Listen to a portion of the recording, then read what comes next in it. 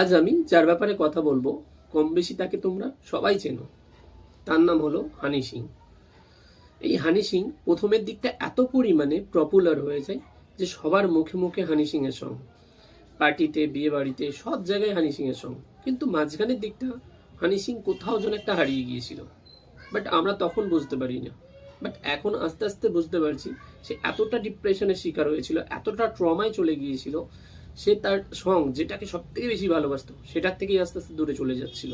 তার পাশে মানুষ, তার ফ্যামিলি, তার পাশে কেউ যেত সেটাতেই সে বিরক্ত প্রকাশ করতো। ঠিক সে ওই জিনিসটার মতো আমাদের এখন জেনারেশনের সবার একই কন্ডিশন হয়ে এসেছে। সবাই ডিপ্রেশনের শিকার হয়ে গেছি, বেশি মানুষ, বেশি কিছু ভালো লাগছে না, কিছুই ভালো লাগছে না। তো আমি এখানে একটা কথাই বলি, সবার আগে নিজেকে ভালোবাসতে শেখো। আর যতটা সম্ভব, যতটা টাইম পাবে ফ্যামিলিকে দাও, ফ্যামিলির সঙ্গে কাটাও, দেখবে অনেক হ্যাপি আছো।